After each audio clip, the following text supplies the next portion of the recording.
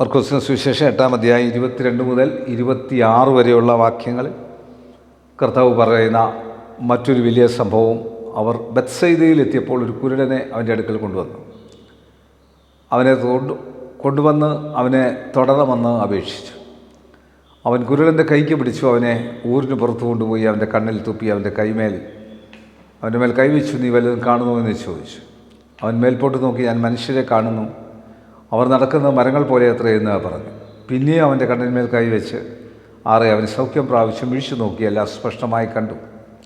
നീ ഊരിൽ കടക്ക പോലും വരുത് എന്ന് അവൻ പറഞ്ഞ് അവനെ വീട്ടിലേക്ക് അയച്ചു. യേശു കർത്താവ് കണ്ണിന് കാഴ്ച കൊടുക്കുന്നതോടൊപ്പം തന്നെ ഇന്ന് നമ്മളുടെയും കണ്ണുണ്ടെങ്കിലും കാഴ്ചയില്ലാത്തവരായിത്തീരുന്നെങ്കിൽ വെറും മരങ്ങളെപ്പോലെ കാണുന്ന മനുഷ്യരെ മരങ്ങളെപ്പോലെ കാണുന്നവരും കർത്താവിനെ യഥാർത്ഥമായിട്ട് കാണാനും മനുഷ്യരെ മനുഷ്യരായി കാണാനും ലോകത്തെ ലോകത്തമായി കാണാനും പാപത്തെ പാപമായി കാണാനും പരിശുദ്ധിയെ പരിശുദ്ധിയായി കാണാനുമുള്ള മനോഭാവം നമ്മൾക്കുണ്ടാകണം. നമ്മളുടെ കണ്ണ് കർത്താവ് തൊടണം.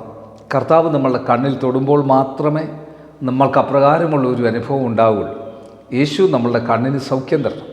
അവിടെയാണ് ദൈവം അപ്രകാരം അത്ഭുതം പ്രവർത്തിക്കുന്നത്. കണ്ണുകടയ്ക്കാൻ പ്രാർത്ഥിക്കാം. കർത്താവേ, ഈ വചനം കാണുന്ന കേൾക്കുന്ന എല്ലാവരുടെ മേലും ദൈവത്തിൻ്റെ പരിശുദ്ധാത്മാവിൻ്റെ സാന്നിധ്യം വ്യാപരിച്ച് അനുഗ്രഹിച്ച് ആശീർവദിച്ച് കർത്താവിനെ യഥാർത്ഥമായി കണ്ട് അത്ഭുതങ്ങൾ കണ്ട് മുൻപോട്ട് നീങ്ങുവാൻ, കർത്താവെ ഞങ്ങൾക്ക് ലോകത്തെ കാണുവാൻ, യേശു നോക്കുന്നത് പോലെ ഞങ്ങൾക്ക് നോക്കുവാൻ, യേശുക്രിസ്തുവിൻ്റെ ദൃഷ്ടിയിൽ ഞങ്ങൾക്ക് ലോകത്തെ കാണുവാൻ, മറ്റുള്ളവരെ കാണുവാൻ ഞങ്ങളെ സഹായിക്കണം. ഈ വചനം കാണുന്ന കേൾക്കുന്ന എല്ലാവർക്കും അപ്രകാരമുള്ള അകങ്കണ്ണ് തുറന്ന് പരിശുദ്ധാത്മാവിൽ കാഴ്ച കൊടുക്കണം.